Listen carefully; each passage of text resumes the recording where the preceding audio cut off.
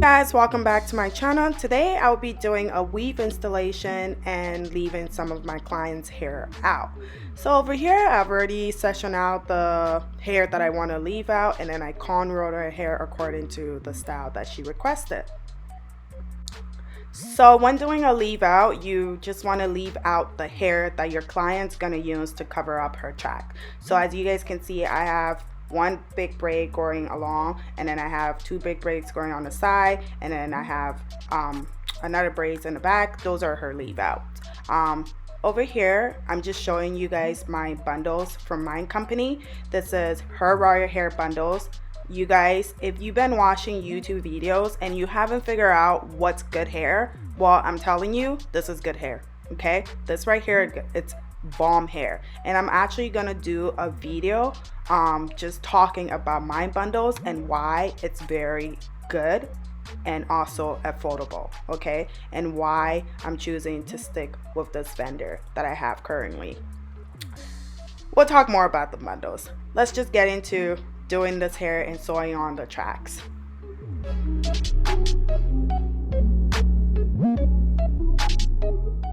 Another thing that I look at when I'm doing hair or sewing on bundles is the weft on the bundles. Sometimes they're just a bit too tight. Other companies hair bundles, the weft on there is just so tight that a needle can't even go through. I hate that. It's not necessary, honestly. This is human hair bundle, and the reason why you're getting human hair is because you want it to mimic human hair. So yes, over time hair extensions is gonna shed, the weft is gonna get weaker. That's just a part of the game of beauty. There's a time where you're gonna have to replace your beauty products, so that's just the natural part. So getting a tight weft and making it hard for hairdressers to like stitch on the weave, there's no point of that. And then at the end of the day, yeah, no, just no.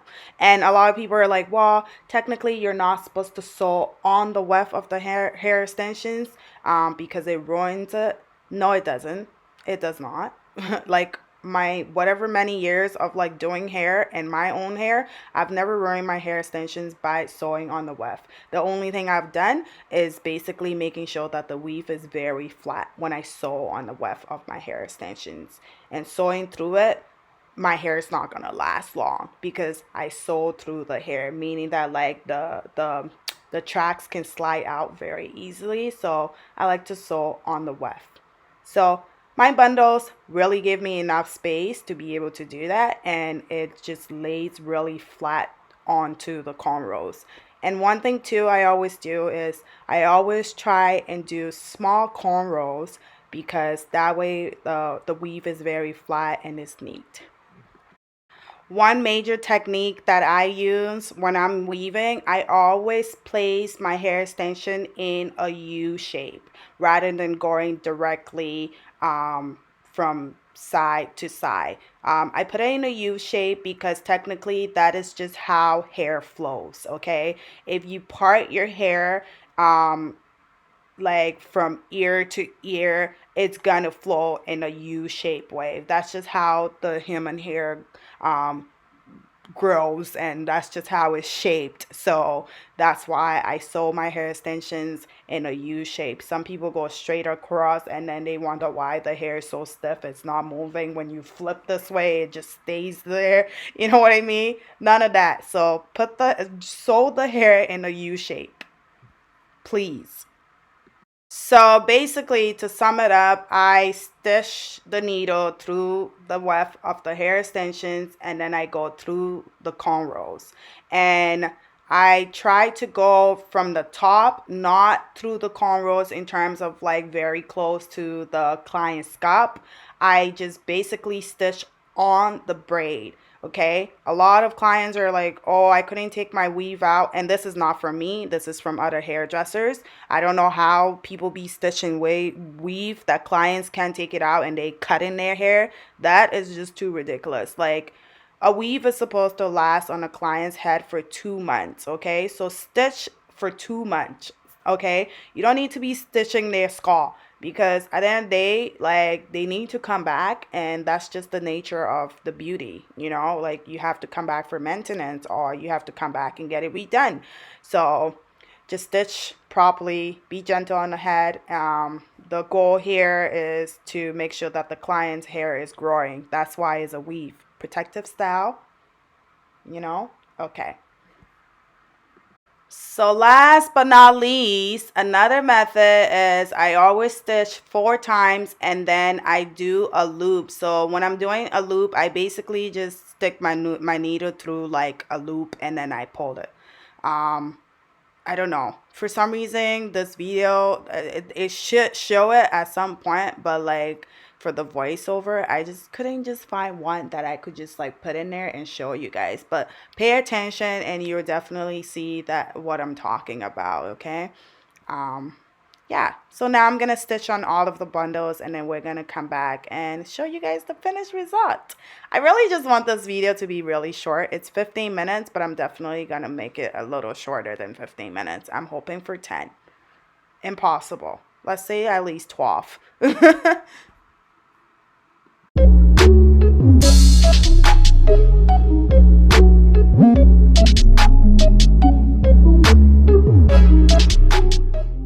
So another method that I use when I'm doing weave is I never cut my tracks. I usually just flip them over and stitch them. It's very important not to cut the tracks on your hair extensions, just because it really helps to keep your hair extensions from tangling, and also just helps to make it not get old really fast. So that's why I'm flipping mine over rather than cutting it. But sometimes I do cut it when like the client extension is very old and it doesn't make sense to flip it over. Because what happens is that sometimes their tracks get messed up with like hair and all of that stuff. And the tracks are just not right. So I just cut it so that the hair can lay flatter. Also, when I'm doing straight hair weave, I do cut it just because it makes the hair lay flatter when I cut it. So other than that, don't cut your hair extensions, honey. Tell your hairdresser, listen, honey, figure out a way to flatten this. And when it's brand new, it's really easy to do that.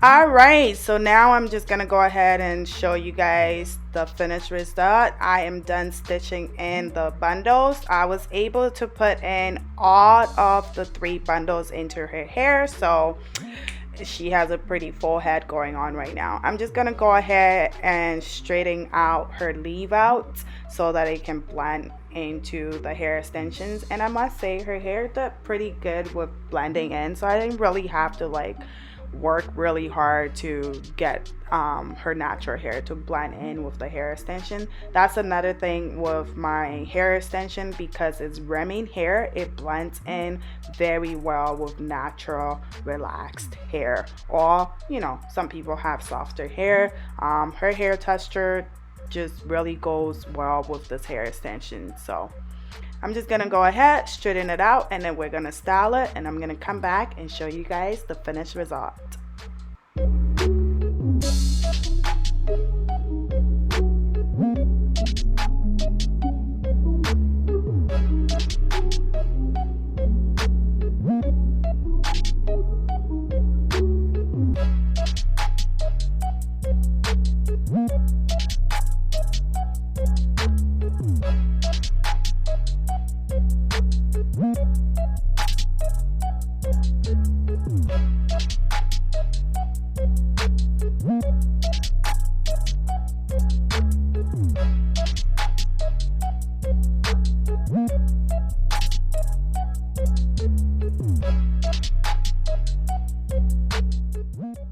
So for the top of her leave out, she's looking to achieve a middle part. I'm just smoothing everything out with edge control. So I'm just laying down her hair with edge control. Also, I'm gonna use the edge control as a heat protector. I did also put in my Moroccan Oil serum. So basically for heat protector, you really just want to apply oil so that the straightener can just attract to the oil rather than the client's hair.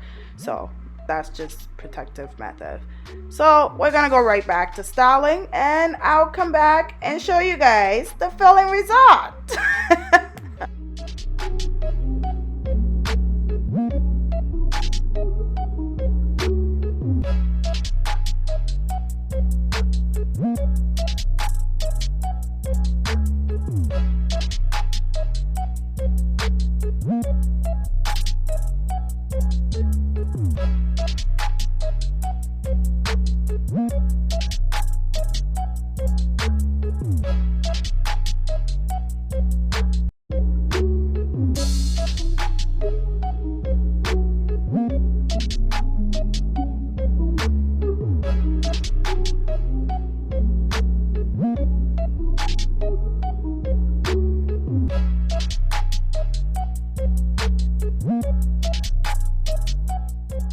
All right, and we are all done here. As you guys can see, it is beautiful, luscious, and it's just a really easy, natural vibe. So, and what weave though?